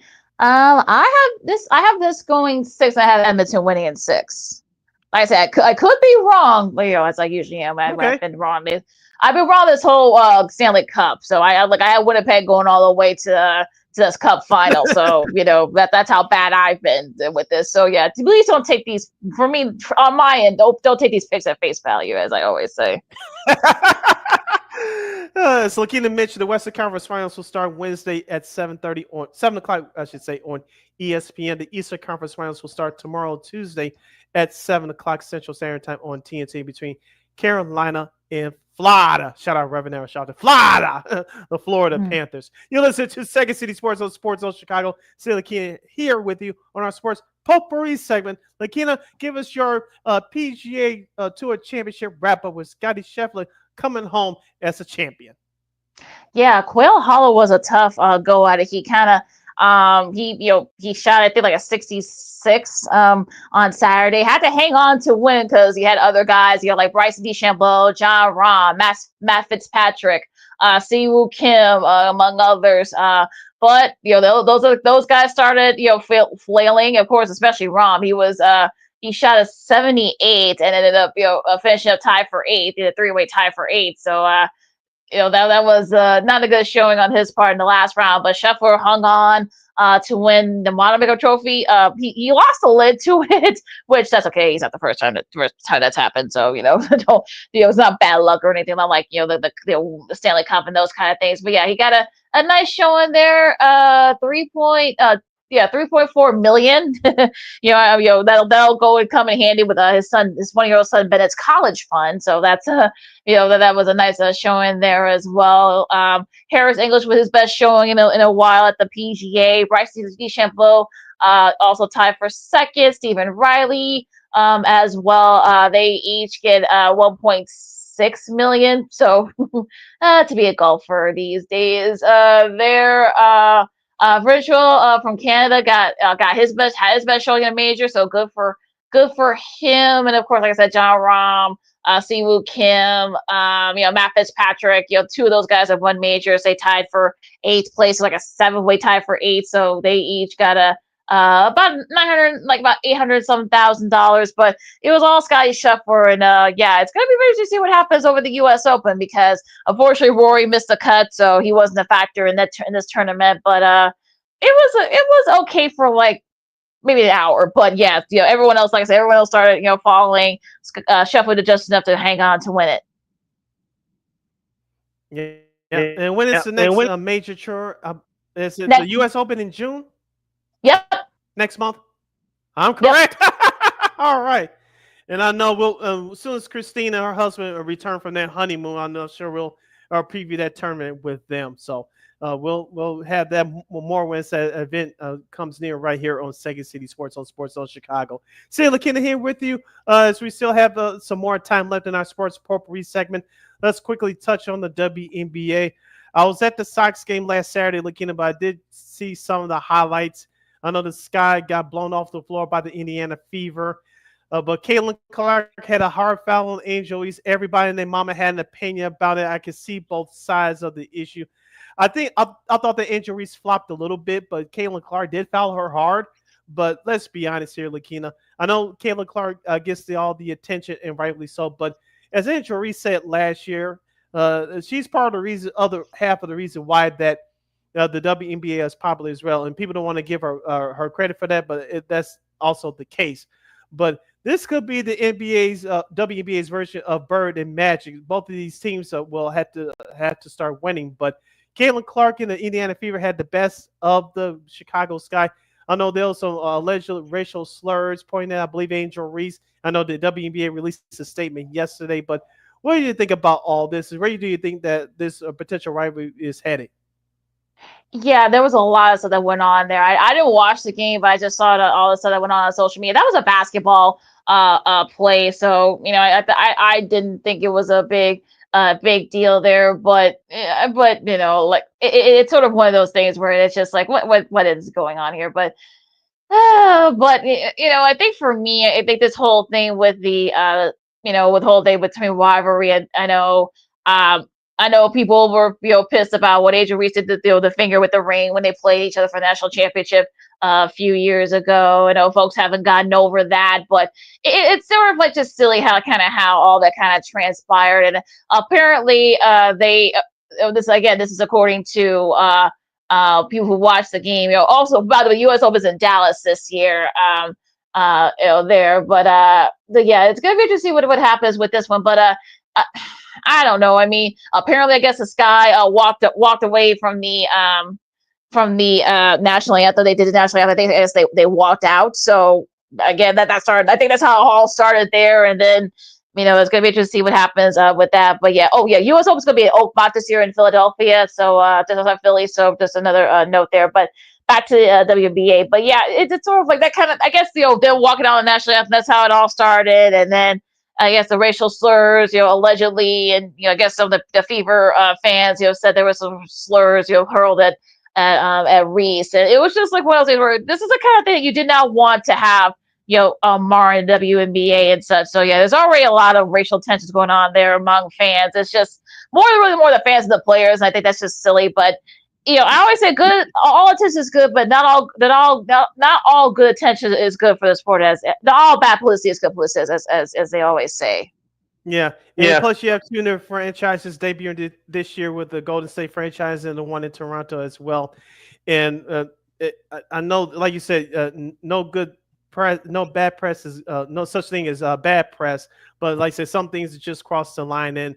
Hopefully for the WNBA sake, that element is left out of the game. Just let the players play and let things decide on the court. And I think it'll be a better fit for not only for the players, but for the fans as well. You're listening to Second City Sports on Sports Zone Chicago. See LaKeena here with you. We'll have Old School TV Monday coming up. But first, LaKeena, we are an hour and a half into the show, and we have not mentioned about the National Football League until now.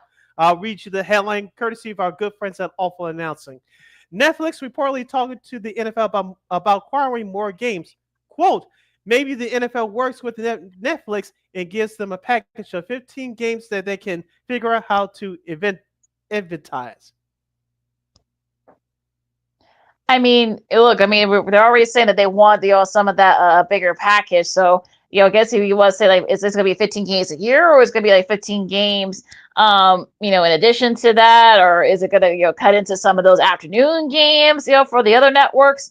I think you're going to try to find a way to kind of make it all work and such. So, the NFL on Netflix, like I said, those Netflix games were actually okay, for the most part last year, but I don't know. You're not going to try to force teams into. It's bad enough you got Prime games, you got Peacock games, and such. Mm-hmm. And I know some of the CBS games are simulcast on Paramount Plus as well, so to give you an extra option there. But put up to 15 games, I guess. How would you do that? Will it be Saturday? Will it be a Sunday? Will it be Sunday? Will it be a part of that? Will it just be produced by the networks and whoever was supposed to have had that game? But yeah, this is getting a little bit crowded here, and we'll see. The Netflix did pass the test for the streaming and such, but yeah, this might be a little bit too much, but we'll see. Excuse me. Now I know that the NFL is greedy. I know they're the number one sport in our country, the United States. But the Netflix, you mentioned with the numbers for Netflix, they did well last year with their Christmas Day doubleheader, even though the games, especially that second game, what that Baltimore, I believe, Houston game was, excuse me, that was not competitive at all. But they got the big ratings because Netflix can be seen worldwide. And they'll find that out with the first Friday game of the regular season when it's broadcasted on YouTube. But the NFL is greedy. I know they're trying to make the game more international. You can play the other sports internationally. You cannot play football internationally. Give Roger Goodell credit, I guess, for sticking his nose out there. You having multiple international games this year, more than you ever have, and they're taking advantage of the streaming services that what we're doing right now. We're not just watching games on linear TV anymore. We talked about this before 1,000 times. Sometimes you watch 2 or 3 games. I could barely watch one, to be honest with you. I could barely watch 2. I'm talking about when it comes to football season, but people are watching the main games on their televisions and watching it on their laptops, on their laptops, other streaming devices, their phones, or what have you.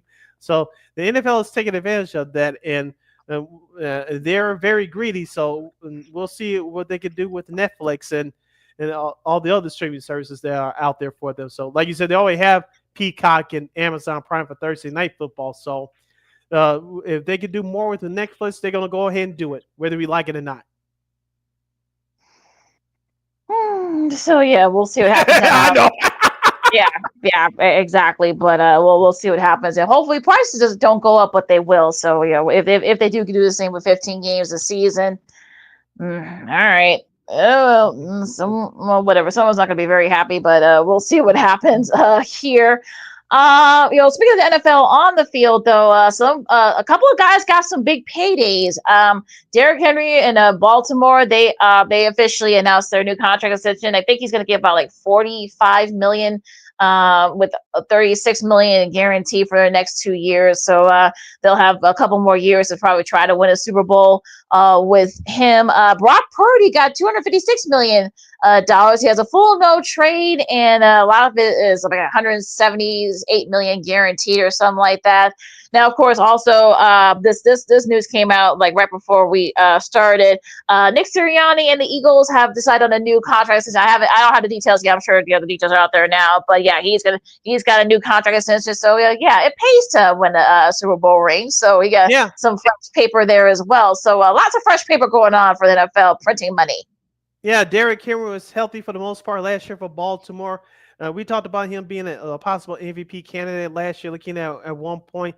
Of course, Baltimore choked in the playoffs last year in the second round at Buffalo. It wasn't Derrick Henry's fault. It was Lamar Jackson's fault and Mark Andrews, but I digress. But Derrick Henry, as long as he stays healthy, as long as Lamar Jackson stays healthy as well, Baltimore has a chance to win a Super Bowl again within the next couple of years of Henry's contract. Nick Sirianni, what a difference a year makes. We were talking about him losing his job after losing at Tampa in the playoffs a couple of years ago, sending Jason Kelce into retirement. Of course, they won the whole thing last year. He deserved that contract extension. No matter what happens this year, he's going to get a grace period. But after that, it's going to be are you going to have a competitive team again this year should the Philadelphia Eagles struggle? But Nick Sirianni deserved that contract extension. You won the whole thing, and that's your reward. So 2 thumbs up to him. Now with Brock Purdy, we all knew he was going to get his money. The question is his cast around him has changed. We know Deebo Samuel is now the member of the Washington Commanders. You still have Christian McCaffrey, who was hurt last year. He is expected to be back healthy. How's Nick, the coach, Kyle Shanahan is going to use him. And we saw a couple of the backup running backs that had good years last year in McCaffrey's absence.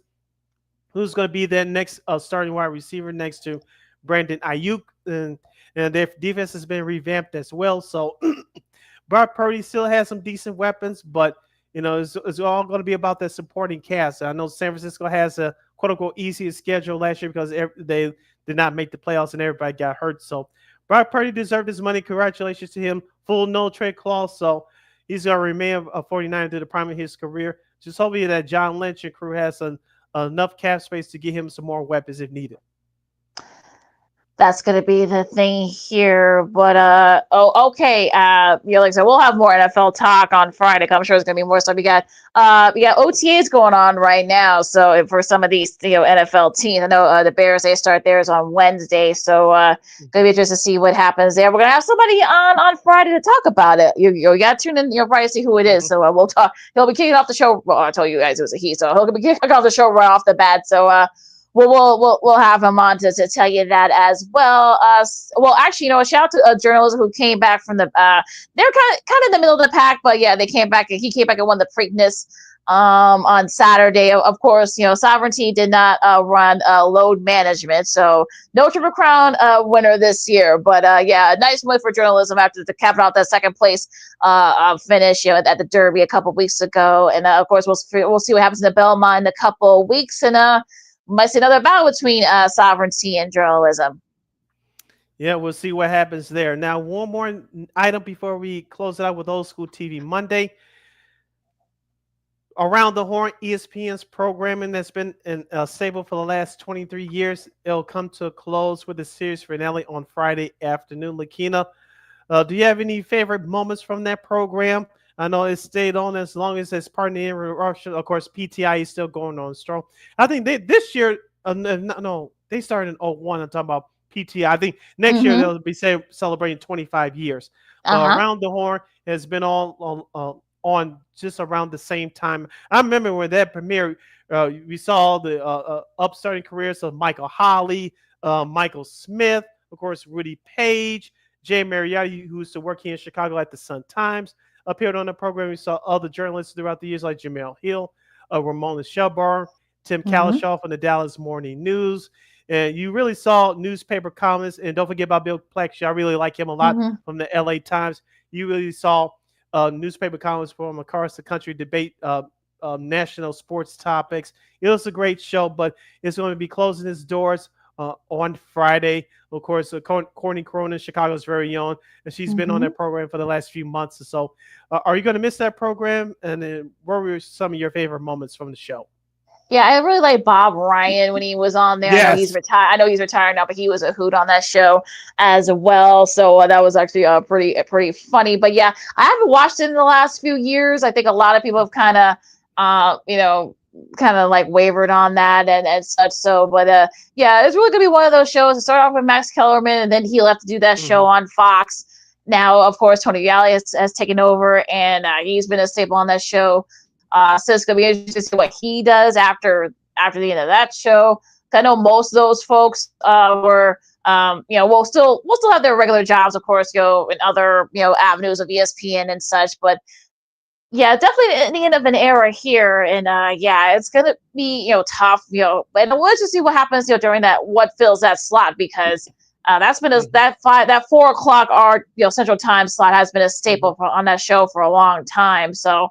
As you can see, I think Michael Wilbon's already said that he and Tony Tony Corres are not going to do an hour of PTI. He said that. He already put a kibosh on that one. So, there is that show that Peter Schrager, of course, now the new guy over at ESPN, of course. I was going to say that Will Price Around the Horn. It'll probably slide into that spot. It might. That's probably what's going to happen here. So, but yeah, definitely the end of an era for Around the Horn. It's going to be one of those shows that's going to be very well missed, and it kind of started that whole debating, type of thing. Of course, like you said, PTI kind of became a staple there as well. They're still going strong. It's still one of the top rated shows on ESPN. Also one of the top rated podcasts on sports podcasts. So, but yeah, Around the Horn is definitely going to will be missed on these airwaves. Yeah, I want to give a couple of shout outs to Kevin Blackistone from DC and also to going off of memory here. Like I said, I really like Woody Page, and also too he has he replaced Mike Greenberg just recently on ESPN Rio. Clinton Yates. Oh, Clinton Yates, yeah, really like him. Yeah, I really like him. Yeah, Mike. Yeah, I'll say. I really like him as well. Yeah. Yeah, he was great on that show too. Like Clinton Yates, yeah, I say Courtney Cronin's been really good. The last couple of years she's been on there, became more of a staple on that show. So yeah, it's gonna be interesting to see what happens on that slot. But yeah, it's definitely at the end of an era there for a show like Around the Horn. All right. Second City Sports on Chicago. See LaKeena here with you on the Monday extravaganza doing our sports potpourri segment. And we have a couple of anniversaries to point out to you guys. I want to spend most of the time, the little time that we have left on this one. The anniversary was this past weekend as we close out with Old School TV Monday. I saw this on Instagram over the weekend. I think I'll put this on my Insta stories. You can follow me at SidKid80 on Instagram and on the X.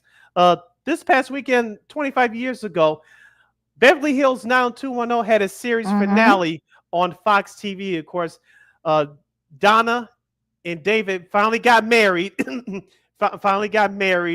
And It was a great send off for that show. Of course, that show started back in 1990. It was almost canceled after season 1. And of course, they had new episodes during the summer of 1991. The late Shannon Doherty, who passed away a year or so ago, became a household name. Jason Priestley was on the show. Of course, Jeannie Garth was started there too in the beginning. Gabrielle Carteris, and of course, Brian Austin Green, who I was talking about with David earlier. His character got married to Donna, who was played by Tori Spelling. That show lasted 10 seasons from 1990 until the year 2000. They talked about various issues with teen pregnancy, AIDS, and homelessness, and all the things that those young kids went through at the zip code of 90210. They got rid of the parents after, I believe, season 2. Other issues they talked about on the show was date rape, homophobia, animal rights, alcoholism, drug abuse, domestic violence, eating disorders, racism, and teenage suicide. So this show was the first primetime show teen drama for Fox. Well, we talked about the black sitcoms that took off for Fox during that time, but outside of Melrose Place, the late Aaron Spelling had on that network for a while. Beverly Hills 90210 really set the tone for a primetime teen drama TV show. Well, and I've said this on Twitter. I'm going to say it here. I felt like the show lasted a couple years longer than it should have, because I kind of felt like the creative wise, it kind of, waned a little bit. I remember Charles Rose, of course, who was one of the main head writers of the EP for, I think, up to season 5 or 6.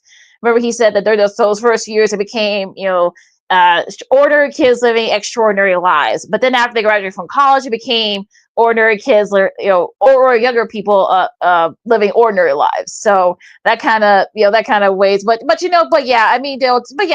everyone had their time to shine and such. I think Tiffany Thiessen, I think she was a great add-on to the show, playing someone completely different from what she played on Saved by the Bell, the main Saved by the Bell series, playing Valerie.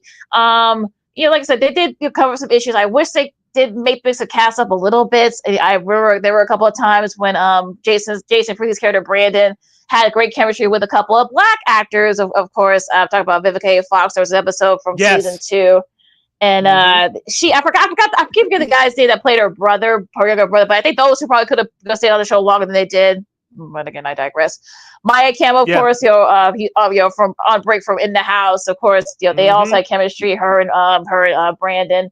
She did come back, but that was to kind of facilitate, Brandon getting back together with Kelly and such and whatnot. But yeah, I mean, like I said, it was a great show. It was groundbreaking. I wish they had done more, it was more. I wish that the cast was more diverse. No shade to any of the folks there. God rest Shannon and Luke Perry's souls. But you kind of wish it was a more mixed, a little bit more racially mixed, because the school that was based on was still is, I should say, racially mixed. So, but again, I digress. But it kind of did break. It did break groundbreaking for a teen drama and such, because a lot of networks weren't doing that back then, and so. It kind of took off, during the summer, because a lot of shows weren't doing summer episodes, so that kind of helped. Now 210 kind of propelled them to the top of the ratings and such. So, look, there are some episodes that kind of that makes me kind of scratch my head a bit over the years, but I still watch the episodes. It's on Paramount Plus, I believe. You can stream it there. The music rights was a bit issue, because unfortunately some of the episodes are not on there because of the music rights. But again, yeah. But yeah, most of the episodes are on Paramount Plus, on I think on Pluto TV as well, if you have a smart television. So, but yeah, it was a great show for its time. Yeah, a couple of celebrity guest stars quickly included the late great Luther Vandross and Barry Bonds going at it with Steve's father on the golf course. That was one of my favorite episodes.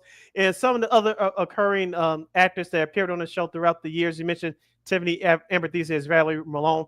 Of course, Joe E. Taylor played the owner of the Peach Pit. Jamie Walters, my personal favorite. Kathleen Robertson had a crush on her. She played Claire. Before she got her big break in movies, Miss Hilary Swank. Yes, she did. Go ahead. No. Just again to say, she left the show to do Boys Don't Cry. Of course, that propelled her to superstardom, and she won an Oscar for her first Oscar for that role. Yep, I know what we're talking about. Yep. Yeah, I had a crush on her for a minute. She played Janice Sosna, and that's Lindsay Price. Yep, and you loved her. Yeah, I knew this name, but you probably remember this name more because you're a soap fan. Miss Vanessa Marcel. She Yes. played Gina Kincaid. Yeah, ironically, yeah, she was actually gonna. It was actually gonna be that show. I think it was another show she was supposed to have been doing, but yeah, she brought on. But there's something that went on behind the scenes. That's why she didn't, she didn't finish up the show. But yeah, she was good on there too. But you can kind of tell that the show was. Did she go to General Hospital afterwards, or did she come from there? No, she came from there. She came from there. I thought so. Yeah. Okay. Yeah. Mm-hmm. Yeah. So she was on it for the last couple of years of the show. Yeah. All right, and quickly, and on the sports side for Old School TV Monday, we'll probably do more of this team as we get to the closer to the anniversaries. But 10 years ago today, the 2015 Stanley Cup playoffs, the Western Conference Finals between the Chicago Blackhawks and the Anaheim Ducks, which that series went the full 7.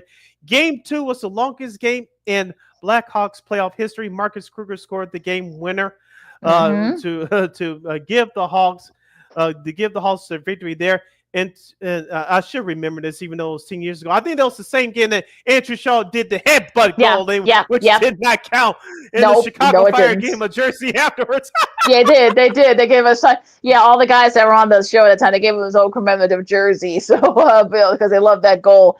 But yeah, unfortunately, it didn't count. But yeah, that was another interesting that came out of that particular game in that series. And I remember Peggy Kaczynski, who's now working at ESPN 1000 here in Chicago, but she was working at Channel 5 at the time. She asked Corey Crawford, was it the longest game you ever played? And he looked at her as like, respectfully, of course, because he was so tired. He said, yeah, it felt like, and everybody's in the media and the players in the locker room started laughing. So, yeah, the Blackhawks won the longest game in franchise history, beating the Anaheim Ducks in Game 2, courtesy of Marcus Kruger's goal. That was 10 years ago today. So, that and Beverly Hills 90210 as we salute for this edition of Old School TV Monday. LaKeena, take us home. You can follow LaKeena McGee on the Twitter, X, and the IG. You can follow your Shirley Sidney Brown on the Twitter, X, and the IG at SidKid80. Once again, it's SidKid80. That's SIDKID80. SIDKID80. Be sure to download that Sports Zone Chicago app wherever you get your apps. Please follow Sports Zone Chicago on all social media platforms. Please subscribe to our podcast at War Media Podcast. That's WARR Media, PODCASTS.